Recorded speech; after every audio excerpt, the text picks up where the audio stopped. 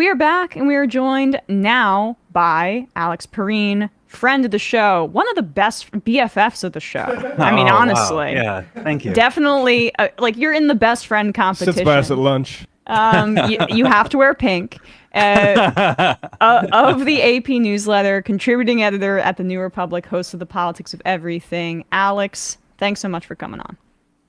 It's a pleasure to be here, and I feel very welcome now that I know I'm in the top tier of best friends.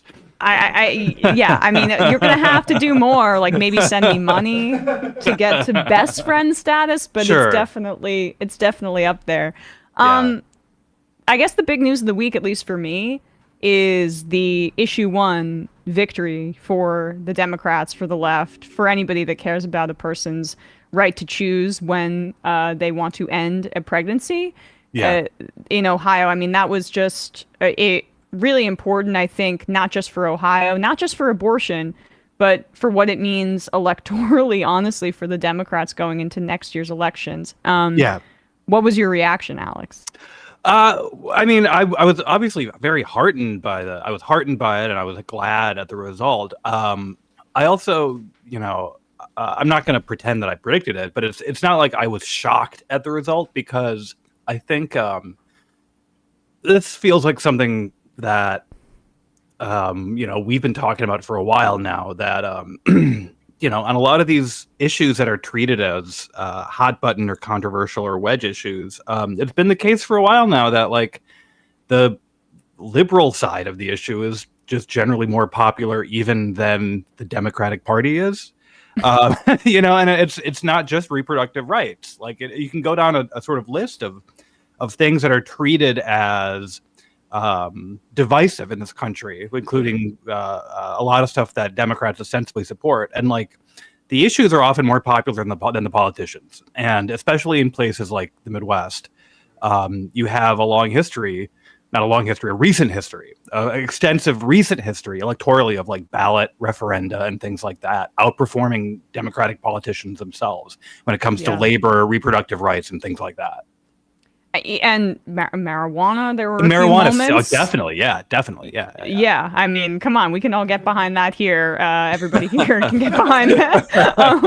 But like, it is, it's really important, I think, as a lesson for the Democrats to learn, because the party branding, if the face of the party is Biden and Kamala Harris, like that's not a strong brand. Right. But if the face of the party are the issues that are widely popular, and you do that through ballot initiatives, especially because Arizona seems to be taking a page out of others' books on this, and they're going to do, or at least they're on track to potentially do an abortion ballot referendum, a ballot measure in November 2024, which would be massive, because Arizona's a swing state. But like it just, that driving turnout via issues like abortion, that seems to be in the short term the only way that the Democrats are going to have success, and I think they can have success with it.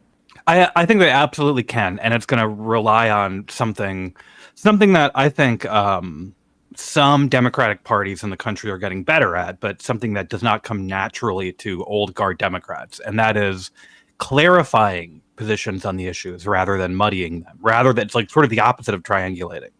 The instinct for a lot of old guard Democrats is to blur the distinctions between the parties and then run on essentially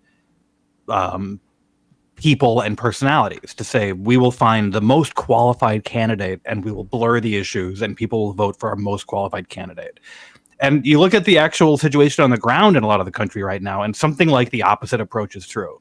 You want to clarify for the voters, this is what we stand for, this is what they stand for. That's actually a lot of work. There's a lot of work done to sort of muddy the distinctions between the parties, and especially when it comes to a lot of these issues that end up on ballot referenda, right? Like, there's been polling that says people just simply do not believe the actual Republican Party agenda, right? Like, they just don't actually believe they mean it. And when something like,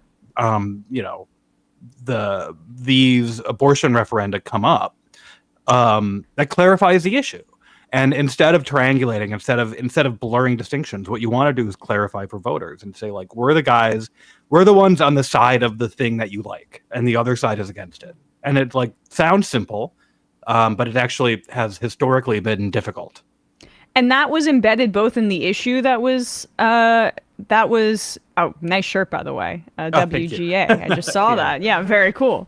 Yeah. That was embedded both in the issue of abortion that was being, adjudicated, I guess, like through this issue 1 measure to raise the threshold for constitutional amendments from a simple majority to 60% through ballot initiatives, and in the form, right? Because this was yet another effort by the Republican Party to rig the rules in favor of minoritarian rule. I mean, they've done that through gerrymandering. Yeah. They've done that. They continue to do that through and the Democrats help them through the upholding of the filibuster in the Senate.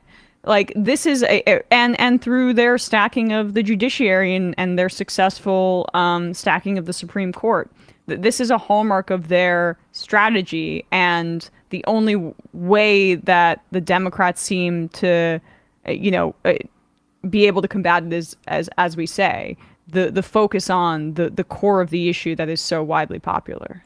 Yeah, and I think it goes to, again, probably a good sign for the success of that conservative strategy, or a good sign for the eventual defeat of that conservative strategy, that the tactic of picking fights in weirdly timed off-year elections in order to ensconce anti-majoritarian rules is kind of backfiring, because that's been something that's really, really hard to get normal people to fired up about, is the sort of anti-majoritarian tendencies of the right, and the sort of traditional Democratic response of like, well, just beat him at the ballot box just doesn't work when you're sort of systematically underrepresented in every level of government.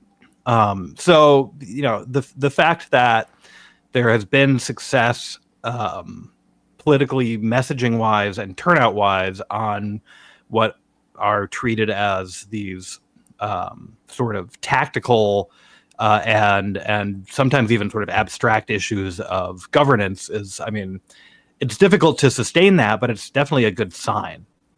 Yeah, I don't think it's sustainable either. I mean, right now the Republicans are in a position where they have bumped up against, they finally found like the bottom of the hole that they've dug themselves into. Yeah. And they got a bunch of treasure along the way, right? Which was, we're going to focus on turning out our base. And they were successful for decades with this strategy. Yep. And it's all about, giving the base what they want, no matter how absurd, how hateful, and then we'll be able to cut a bunch of taxes for the rich along the way. Win-win.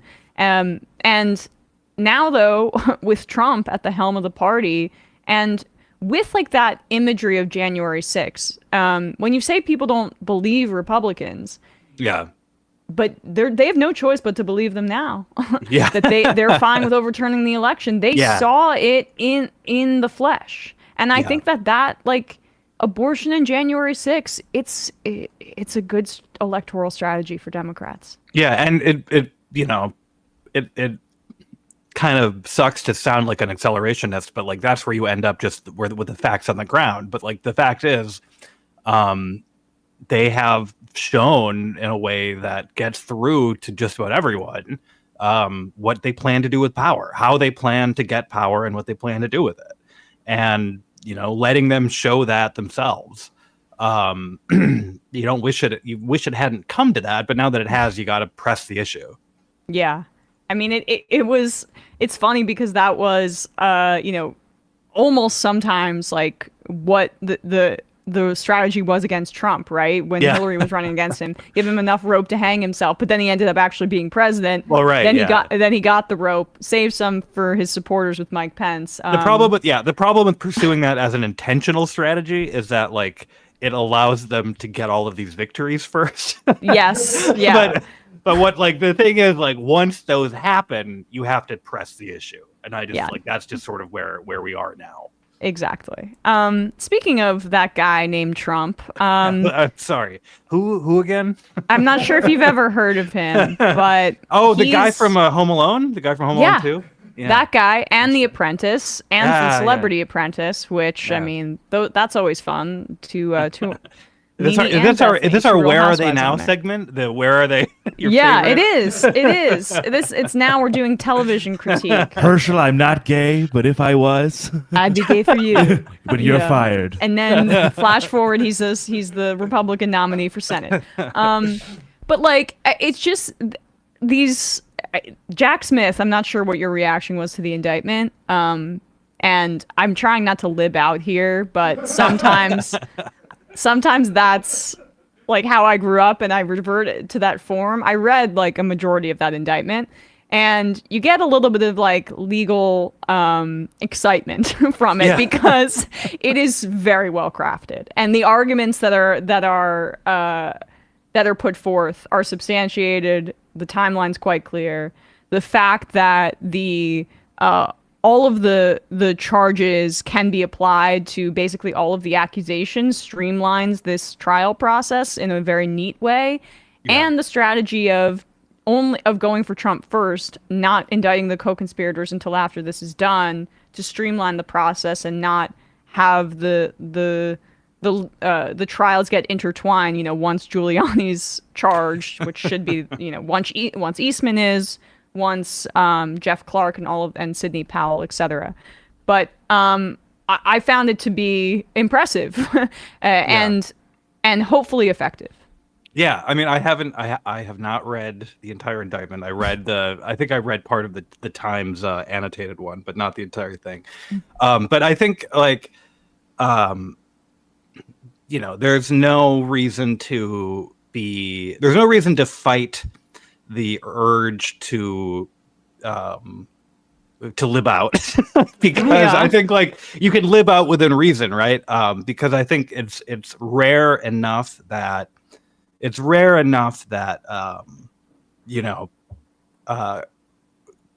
sort of consequences happen to powerful people anyway in this society that like even though there's a long way to go here still. I think like you can, just be perfectly satisfied with seeing this play out the way it has, even if it came to some extent very, very, very, very late. And so like, I think like everyone should feel free to allow themselves to enjoy bad consequences happening to Donald Trump without feeling like it makes them too lib. Yeah, I mean, do you think there's too much focus on like I see people moving too quickly to like, well, he's still gonna win the primary. It's like, yeah, he might. Like, I don't know that. I feel like that those are two disconnected things. I mean, they have the connection of electoral consequences potentially for him in the primary, but like we can meet the moment of this guy's getting charged for basically trying to coup. I don't think the prosecutors should be like, well, this might give him like an extra boost in the primary. Let's hold back on this. That's that'd be an inappropriate way I agree. And that's actually, I think you're totally, because that's actually pundit brain speaking, right? When you look at anything that happens, and you say, what does this mean for Iowa? Like, what does this mean in New Hampshire? That's like pure pundit brain. And obviously, like, we shouldn't want like prosecutors to have that in mind when they're doing anything. But yeah, I mean, I think like with that said, they do have it in mind. They do obviously have it in mind, right? Then I'm going to be cynical and say, I mean, they are trying to get this trial through as well. They're trying to, and that's why they propose the trial date of January 2nd, and then Trump's going to counter. I'm sure they'll find some middle ground, right? But that's still pretty close to Super Tuesday, to be honest with you. Yes. Yeah. But I think that it is also like a sort of trap to put yourself in the like everything is good news for Donald Trump mindset, right? Where it's like, I don't know, going to prison could be the best thing that happens to Donald Trump. Like, I don't actually think that's true. Right? No. Yeah, that would be bad. I don't think he violating thinks his that's bond true. agreement is exactly how he wanted to. Yeah, and he though, like, man, I mean, Sam says it like this: this is an existential thing for him. He is running to save his own ass because I think that he's gonna get convicted on at least one of these or two counts. I mean, and I think it's fair to speculate because this is a very different trial. It's one of the most important trials, arguably, in the history of the country, and but we have a lot of the facts already available to us based on reporting from the time, and we know that this stuff happened. So once he gets, I think he will get convicted, and then that opens up like a real I mean, we don't know what the future holds really, but it opens up a series of more questions about how the Republican Party is going to respond, how his supporters will respond, how the state will respond, how he will appeal. He will appeal to the Supreme Court most likely. I mean, what that looks like, we're just at the beginning of this complete shit show. I mean, it could just definitely lead to some sort of insane constitutional crisis, like where, and not to speculate too much here, but obviously we've had people run for president from prison before, not to compare Trump to the great Eugene Debs. Right. Thank you, yes. Just like him. But because again, like nothing in the Constitution says you got to be out of jail to be president. Just like they didn't think of that when they wrote it. But the sort of elite mindset that like, well, it's just not done to lock up like people who might be president. That's just not done. Like that could become like a legal argument with some force behind it if it comes down to it, which is like not outside the realm of possibility, but also very bizarre thinking.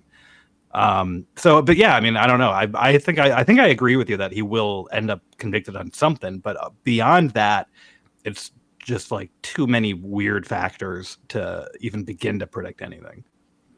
You mentioned this earlier, but how this should have happened much earlier. Right. And it should have, but Merrick Garland didn't want to do anything. That's you got to move forward. This guy's like a ghost. Turn the page. That is his I mean, there's a reason he was an Obama appointee to the Supreme Court, and he has that kind of brain, and he did not want to get mired in the politics of it and what have you. But Bradley just sent this to me a few minutes ago. Garland appointed a special counsel, a man named David C. Weiss, the U.S. attorney in Delaware, to handle the Hunter Biden inquiry now. So we're having a separate special counsel investigation.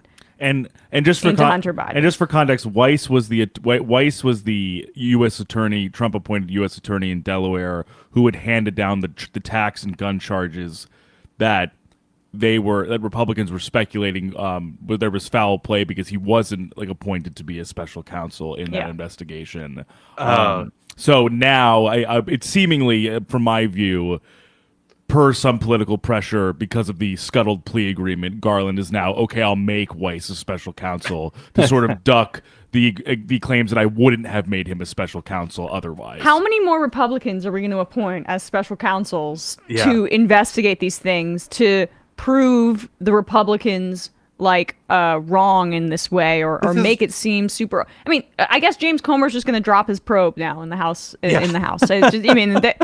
The Biden crime family, they're done with that, I'm sure. Yeah, they're done. They've been appeased now. And I mean, it's the oldest joke in Washington. I mean, you can go back to the 90s. And you go back further. First of all, like, there's only ever been Republicans in charge of the FBI. Like, actual, card-carrying Republicans are the only people who've ever been in charge of the FBI. But, like, it's been a joke literally since Clinton that, like, in order to prove fairness, only Republicans are allowed to investigate anything, and which is bizarre. And so it leads to these situations where like Republican daddy, like lawmen are the ones who are like come in to take on these special investigations just to prove that there's no political bias here. And like when they do go after, when the Republican investigators go after Republican candidates, like no one is ever appeased by their political background. It has never worked once.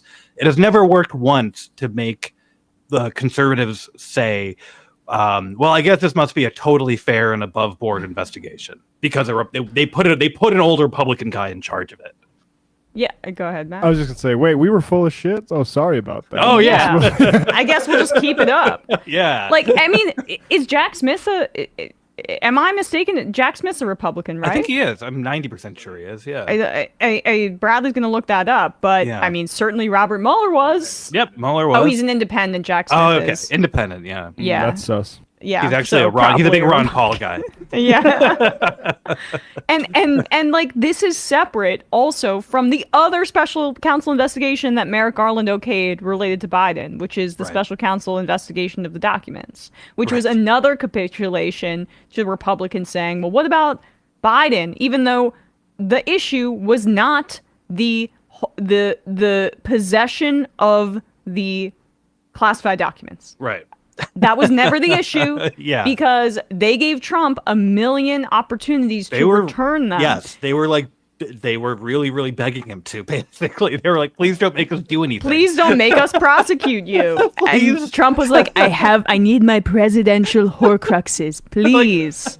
And They're like, we're gonna try as hard as we can to look the other way if you could just do us a little solid here. It's like And he was, in the dorms, like, hey man, you borrowed my Lost season 6 box set. can you give just that back return to me?" it? I Yeah. don't want to make it a thing. I really don't want to make it a thing. Yeah, like, it's but cool. I'd like it back. And Pence and Biden both returned everything voluntarily. So Yeah. we don't need a freaking special. Like, what is Merrick Garland good for, honestly, right now? Except for not being around, not being visible, and caving to right-wing, like, dishonest whataboutisms about Biden as it relates to Trump corruption. Like, honestly, this just emboldens them and makes their claims sound more legitimate than they are.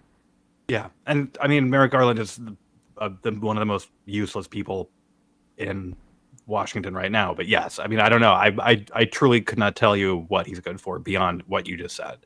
And again, like, the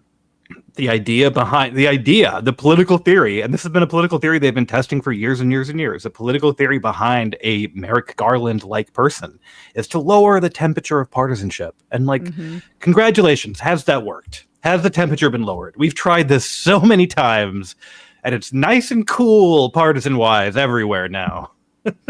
Yeah. And I mean, you can just see too what can be when you appoint somebody who actually wants to fight to a cabinet position. We're seeing it with Lena Khan and the FTC, and like what a different vision of the Democratic Party would be. Like Lena Khan's, she's a Warrenite, right, Bradley? Yeah. Or she's of the Warren school, Lena Khan. I'm 90% sure of that, but I just like to double check.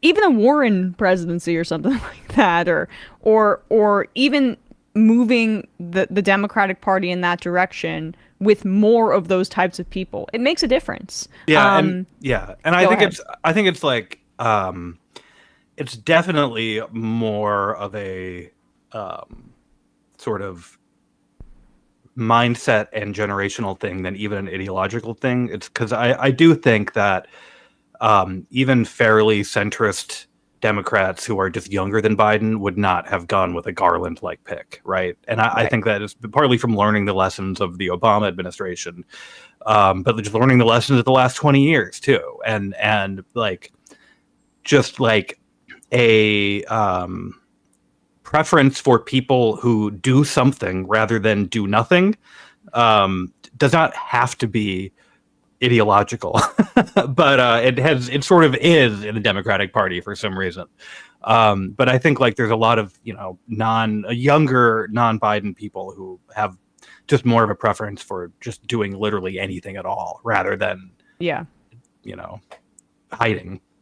Right. And I think it really was Biden's attempt to say, well, the Justice Department was so politicized under Trump, and we're going to make it not so.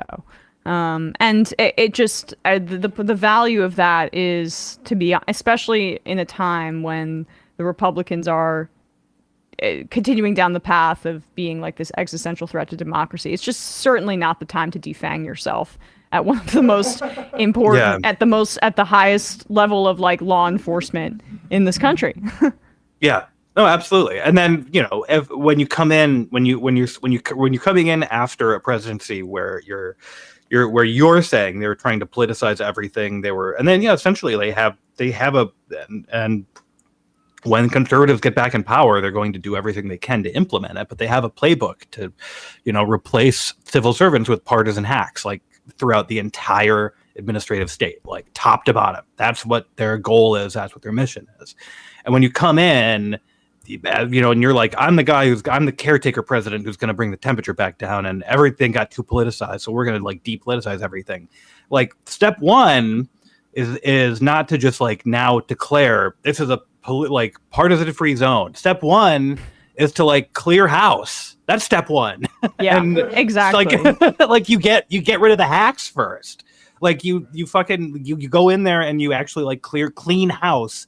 And in order to then say like we are starting fresh, you don't just go in and be like, now that I've put a nice old man in charge, like all the bad political things are going to be done now. Yeah, it's childish. Let's talk a bit about Ron DeSantis now, because since we last spoke, I'm not sure how many points he has dropped in Republican polls in states that he needs, like Iowa. I mean, he's doing a little better in Iowa now, but he's still dozens of points behind Trump. All of his anecdotes about people pooping on New York sidewalks are really rocketing up to 17%. Yeah, it's really, I mean, he loves, he did a number 2. I mean, wow, people just love to hear about that at rallies. Meanwhile, Trump's calling Christie a fat pig. And talk about appliances. Yeah. Just, I mean, I'm not sure what you anticipated when he announced his presidential run and the long ramp up to doing so. On our show, I believe, like, I was pretty skeptical that he would actually win the nomination and that he'd have the ability to really take on Trump. I think Sam agreed. It's been proven right. But what's been your reaction to seeing his numbers drop like a stone like this? I mean, it's like satisfying, but because I hate the guy, but it feels, and there are some really important differences in a post-Trump era to these prior elections, but like it feels like every 4 years we all like the people whose job it is to sort of do horse race coverage of Republican politics, like find a new Bobby Jindal or whatever and treat him as like new Scott Walker or Scott Walker, new Jeb Bush, I mean, even Giuliani in 08, right? Yeah, but like, I think that it's important that like, because you have the sort of Christie's and Giuliani's to an extent, and the guys who sort of run in the businessman middle lane, but like every 4 years, there's also someone who wins Iowa, like a Mike Huckabee, or there's someone like a Bobby Jindal who is like a red meat warrior from a red state, who are like, especially in the early going, poll really well because conservatives like love these far right, usually evangelical guys. And then they always sort of wither, like they always wither when it actually comes to we haven't actually gotten to the primaries yet, but it would not surprise me if DeSantis managed to win Iowa and then like flamed out from there. But it also wouldn't surprise me if he flamed out well before then.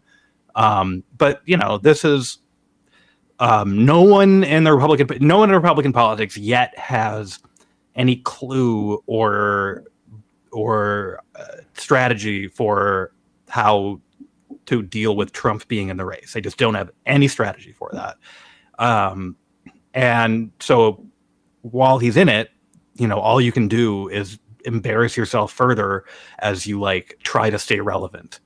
So I don't know, not like I have a campaign advice for him, but it is entertaining to watch him, flail around. It seems ripe for sort of cultivating distrust in the Republican base, because if I'm a Trump supporter, I'm looking at every DeSantis guy being like, hey, you're like dependent on basically my guy getting taken down legally. Yeah.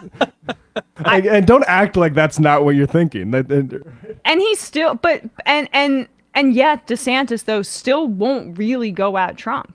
No, he I really know. Won't. And that's what I mean about none of them have any clue how to deal with Trump as long as he remains viable, because they can't even decide at the most basic level. They can't decide it's the exact same dance we saw them do when Trump first ran, which is like, today we're going to only have good things to say about Trump because we assume that he will quit and endorse us. Mm-hmm. And then or it's like, now we're gonna go on the attack, which doesn't work because I personally, again, not to give Donald Trump campaign advice, but I think it's crazy that he wants to skip the debates, because Donald Trump debating a bunch of Republican politicians is by far the most likable Donald Trump that exists ever. Yep, by far. And that did more to win him the election than anything else besides the nomination of Hillary Clinton. I will never forget where I was watching Ted Cruz try to go after New York City, right? And say New York values and all that crap. I mean, both nasally, him and DeSantis. And Trump just got really quiet after being a trash talker the whole goddamn debate. And he goes, on 9/11, I was there. And maybe we'll find that. It was one of those moments where I was like, oh my God. He knows exactly Amateurs. Right. He'll attack. And then he's like invoking 9/11, just ruining and then he goes, and one of the greatest conservatives of all time, William F. Buckley, came out. Let's watch it, Bradley. I mean, come on. Bradley found that really quickly. Great job. I don't know. This is a bit of a throwback, obviously, but to me, this moment pre-beard Ted. Just trigger Ted warning. Cruz. This is Ted Cruz before he had facial hair, so you're getting it sort of without any sort of medium. You get to see the bubble chin. What's going on there? I think most people know exactly what New York values are. I am from New York. Well, you're from New York, so you might not. But I promise you, in the state of South Carolina, look at Trump's face. They do. He's so hurt. And listen, there are many, many wonderful, wonderful working men and women in the state of New York. But everyone understands that the values in New York City are socially liberal or pro-abortion or pro-gay marriage, focused around money and the media. And I guess I can frame it another way. Not a lot of conservatives come out of Manhattan. I'm just saying. Conservatives actually do come out of Manhattan, including William F. Buckley and others, just so you understand. And New York is a great place. It's got great people. It's got loving people, wonderful people. When the World Trade Center came down, I saw something that no place on earth could have handled more beautifully, more humanely than New York. I mean, 110-story buildings come crashing down. Well, just go to the end because I want to see Cruz's face. This is a bit of an edit. All right, here we go. Just go to it because Cruz's face is he does a little. He looks like he's peeing his pants. Yeah. Saw them come down, and we saw more death, and even the smell of death. Nobody understood it, and it was with us for months. The smell, the air, and we rebuilt downtown Manhattan. And everybody in the world watched, and everybody in the world loved New York and loved New Yorkers. And I have to tell you, that was a very insulting statement that Ted made. And so, again, I say it's insanity that he thinks he shouldn't debate.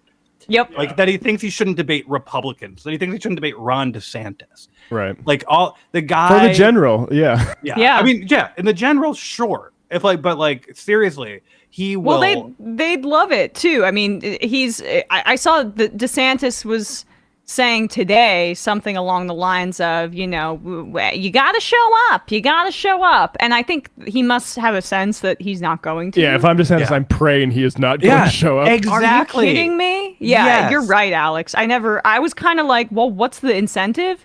But I mean, I feel like I want him to show up because we're going to cover the debate. So it's funny. It's funny too because Fox. It's also clear how desperate all of them are because Ronna McDaniel is making entreaties, like begging him to show up, and he's basically not committing to her. Yeah. Martha McCallum, who's co-handling it, essentially did a to the camera pitch, being like, "It's a great opportunity for you, Mr. President." Yeah.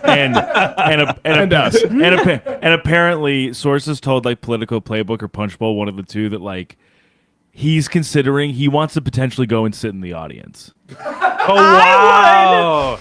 That would be a really strong power move, honestly. They were like the debate committee and like Fox, like they're not sure if they would like let him do that or if it would be like a security nightmare. But apparently, like, he's mentioned it a few times, being like, "What if I just sat there and watched?" Well, them? he has a wrestling background. He's literally going to come in with a chair. Exactly. Like they do not. I think, like, yeah, and what I say, they don't know how to counter him. Like, at this point, they know what they're dealing with, but they still don't know how to counter him.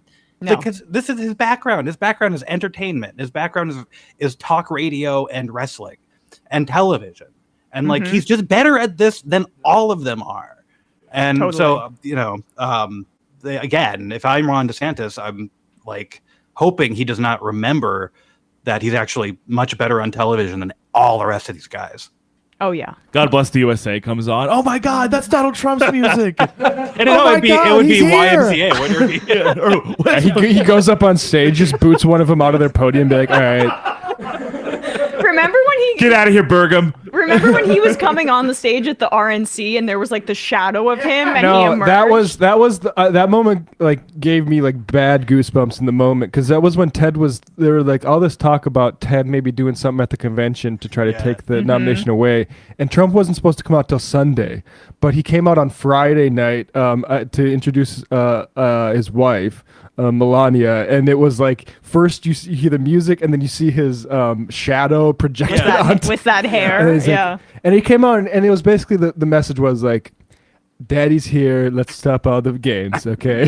Right.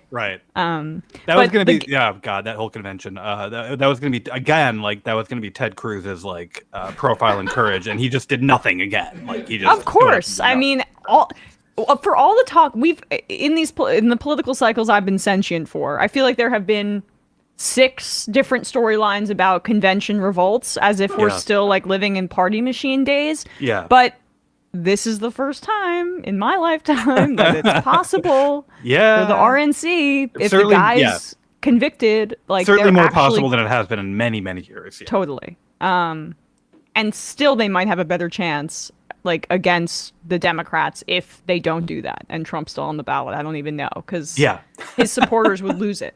But absolutely, as like would make sense. I mean, it's anti-democratic, obviously. But before we let you go, Alex, I just wanted to ask your opinion quickly here on the latest ProPublica reporting about Clarence Thomas. And if the Democrats are going to do anything at all in the Senate, once they're in recess right now, right, Bradley? The Senate, once they come, both the Senate and the House, it's August. So once they come back in the fall, if they're going to do anything about Clarence Thomas going on at least 38 destination vacations paid for by these billionaires, according to ProPublica's tabulations.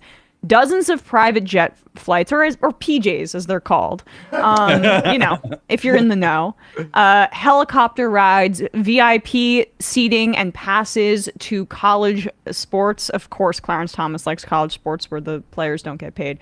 And all these other like golf resorts and stuff paid for by the blockbuster billionaire and oil baron Novelli. This guy, David Sokol, another top, executive rich guy, in addition to Harlan Crow, all these people that he's met through the Horatio Alger Association. It just seems like, once he became a Supreme Court justice, it was open season. And then he learned in 2004, after the LA Times reported on Harlan Crow in particular, because he had disclosed some of that stuff. They reported on the disclosures. He just stopped disclosing, and then kept doing it and ramped it up. Yeah. Do I think the Democrats are going to do it? I mean, no, I don't think they will when the Senate comes back. I think that they'll give some speeches, but it's hard for me to, there is, I think, a very quiet, bipartisan opposition to exposing the lifestyle that people like that live.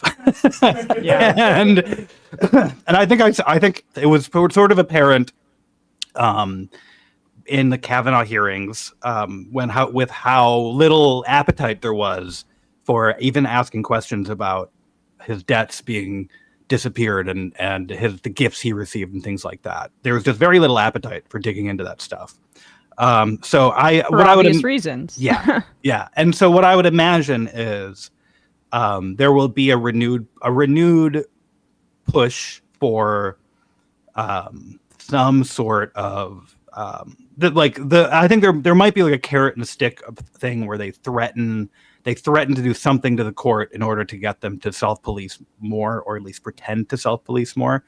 But I think like you're not going to see the sort of action that would actually lead to results, which would be like admitting that the Senate has the ability to, not just impeach justices, but like to make it a lot more difficult for someone to remain on the court if it's decided that they are, cartoonishly corrupt. Right. But they clearly have that power, and it would be electorally beneficial too. Oh my God, yeah. Because for if you're worried about a certain level of electoral kind of not nihilism, but just like the beaten down nature of feeling like, I want to protect abortion, but what can I do with my vote because of these priests that sit until their dying day on the court and can do whatever they want and impose rules on me. I mean, even the student debt thing, like how deactivating, how demobilizing is that, where Biden announces it and then just they decide, nope, never mind. Well, yeah. And like I've been saying, targeting them in that way would be at least like messaging wise saying we're trying to do the best that we can to rein in these corrupt psychos. Yeah, and that's what I feel like I've been saying this for a while now, but the Democrats do not have any coherent messaging on what they're going to do about the courts and about the judiciary. They just don't, because they can't they're scared to promise to do anything real. And so therefore, like if you cannot tell your supporters, here's what we're going to do about it, you cannot expect them to just keep showing up and supporting you, right? And I don't see that. I think that the protestations that like there's only so much we can do. Those ring hollow when there's all these avenues that they're just not pursuing. So I don't know. I mean, I really don't know, but they need to think of something they can do, because it does just engender this enormous cynicism, like you were saying. If once everyone learns this stuff about Clarence Thomas and about the Supreme Court, and nothing is done about it, like all that can do is engender cynicism. And like among the people who have given them money, because it's like, you get all these email notifications about this. Like the one thing that they can do is flood your email inbox with donation solicitations. With donation requests. Yeah, exactly. But people are going to like that actually like raises people's consciousness about these things. And then when they don't actually get addressed, or there's some sort of like abstruse reasoning behind why nothing gets done on it, like there's only so. It's going to demoralize. It demoralizes people. It demoralizes people. Yeah. Totally. So, I don't know. Yeah. And it's just amazing that no one has faith in the Supreme Court as an institution, except for really the Democrats, which is embedded in their not doing anything about this, which is that eventually it'll fix itself. Eventually, eventually Alito will die. Eventually Clarence Thomas will die. And hopefully the coin flip will be heads this time, and we'll have a Democrat as president, and we'll be able to put someone in, and the institution will fix itself. It is an organism that is constantly reproducing justice. That's genuinely how they feel about the court. Yeah. And also, there's also this really powerful sense, pervasive in Washington, pervasive among Democrats, and I think like not just on the Supreme Court, but especially in terms of the Supreme Court, this pervasive belief that like the cure is worse than the disease, or like in almost anything you can think of, they will say it might sound good if we did something about the problem, but what if that had negative consequences? And like that's literally just like their go-to line for everything. And I think that's like there's only so many times you can go to that well as we learn more and more about how the Supreme Court works.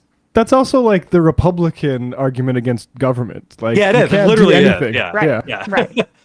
Right. That is a great point. Just how institutionalism, in a way, is the more like watered down version of being anti-government, because the institutions shouldn't be in and of themselves pure and like holy.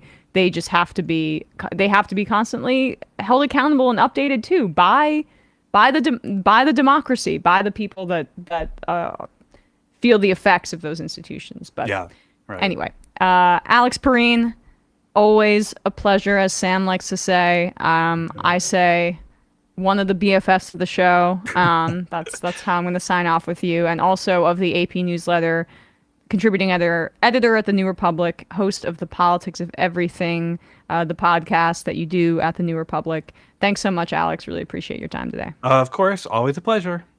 Always a pleasure.